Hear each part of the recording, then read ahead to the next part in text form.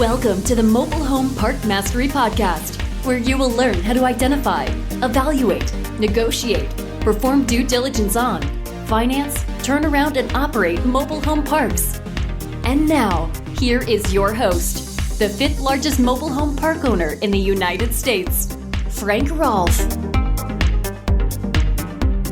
Every park owner one day will receive a call from someone who's the manager of the park down the street. And they'll be all excited about the idea of having that manager come and manage their property. Or maybe you'll be driving around looking at your competitors and you start to daydream, how great would it be on this well-run park for me to hire away that manager, bring them to my property, and make my property as nice as this one would be. But the question always is that a good idea? This is Frank Rolfe of the Mobile Home Park Mastery Podcast. We're going to talk about the concept of bringing in a manager from another property down the street into your property, how that really turns out. This is a topic we have lots of experience on because we've been owning parks now and running them for 30 years. And we've had more than one time that has occurred, but we've always had consistently just pretty much the same results. And the answer is it normally doesn't work. But let's apply some science as to why having the manager down the street come to your property doesn't always lead to the same results as you see in that community that you so coveted. It seems almost a violation of the 10 Commandments, thou covet thy mobile home park manager down the street. So why would that not work out? Well, the first thing you come to find out when you bring in the manager from down the street is you quickly learn sometimes that the manager was not the driver to the success of that property. That property may have a superior location to yours.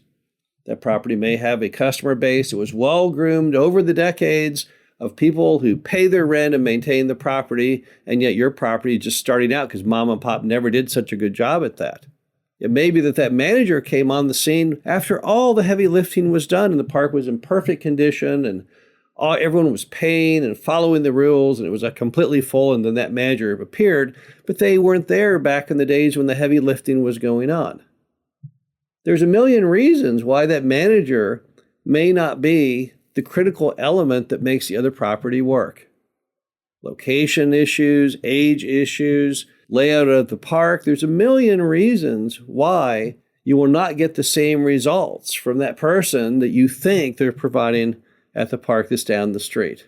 Another problem you have typically when you hire the manager from the park down the street is they've gotten lazy over time because they're running a park that's in perfect condition. Your park probably isn't in perfect condition, and that's why you're so excited about this concept.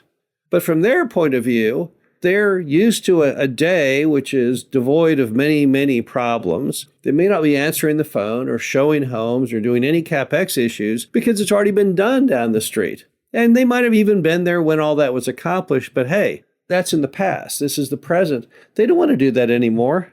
So often they really don't want to get out there and do the tough work you may need in your turnaround because they've moved on to another stage of their life. Another issue you frequently have is that the owner of the property down the street has instilled very bad management habits in the manager. I'm sure we've all seen that when you buy a park from mom and pop and you have the manager which they have personally trained and supervised for all these years now, and there's probably no worse playbook in the world than the one they've been taught. They don't really do anything by the book. They don't do anything correctly. They don't have to show up at certain hours of the day or days of the week, and they don't create paper trails. And it's kind of haphazard and random, kind of like some of the mom and pops are. So often when you're hiring a manager from down the street, what you're really getting is not only the manager, but also a tinge of the old mom and pop. And that's not reflective of what you want in your business. That's not going to really take you to the next level. Another big issue when you hire the manager from down the street is you often tend to overpay because the manager was probably pretty well compensated at the park that you were so covetous of, the one that looks nice with everyone paying and the rules fully enforced. So as a result, mom and pop could pay maximum amounts because they had a lot of rent coming in the door. But now here's your property, which you're trying to turn around, and you don't have anywhere near their occupancy or anywhere near their revenue. And as a result, you really can't afford to pay the manager what they were making. And even worse, they're going to want a raise. They're going to want even more money because they're now coming onto a property that needs a lot of work where they were at didn't have a whole lot of work. So as a result, they're going to demand more. Can you really afford to pay more? Is that really going to work for you? Also, remember that park down the street, it may be larger than your property. So right off the bat, you probably can't even afford to match what they were paying.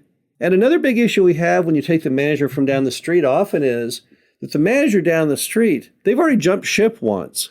It's always a bad thing with managers when they do a lot of movement, because traditionally when they do a lot of movement, that means they're going to be moving on you too. And that may not in any way work towards the goals of what you have. You may want a manager that's very stable, a real team member, someone who isn't thinking all about the dollars and the cents, but they're all concerned about all the great things they're going to do for your property. So as a result, you're hiring somebody on that really isn't on your team. They're just in it for the buck. And as soon as you hire them and get them going and train them, the next thing you know, they come to you and say, I need even more money. That never works with a manager. Mobile home park managers, to succeed, they can't really be money focused. They got to have a bigger goal in life than just that. And there's nothing more irritating than the manager that comes back to you on a constant basis wanting a raise. Now, let me give you some stories of managers that we've taken from down the street and how those worked out in reality. One of my early parks, there was a manager at a property, and it was a property that I'd always been told, that property is such a good property. So I went out to them and said, hey, I've got this new property. We're trying to turn it around. We'd love to have you come down here and do your magic because you've done so good up here. And lo and behold, it was a total fiasco. They just could not get the job done. They didn't want to. They didn't want to get themselves dirty. They had already moved on to another plateau in the world of management, and I was really a step down for them. So after a while, it clearly didn't work, and we parted ways. And then not too long ago, we hired the manager of a large property that was fully turned and running well to take over a turnaround that we were working on. And once again, didn't get very good results because that manager, once again, was used to staying in the air conditioning in the office, occasionally answering a call or maybe someone bringing them a check or money order. And what we needed was someone who was a go-getter. He would answer the ad and show homes all day long. And yeah, it's hot and sweaty when the temperature is up outside doing that and all. But that was really the job we needed. So once again, we didn't get a great net effect. In fact, I can't really give you an example ever that we got a manager from another property down the street and it worked out well. It just typically is not the correct move if you're trying to get your park in better condition. Now, of course, part of that may be the way that things have changed so much with managers, because it used to be the manager was more of a bookkeeping managerial role before the advent of good software and ACH payment. So the manager really was more about numbers and systems than people. And the problem is that today, where we have ACH payments and software system, the manager's true role is just being a people person.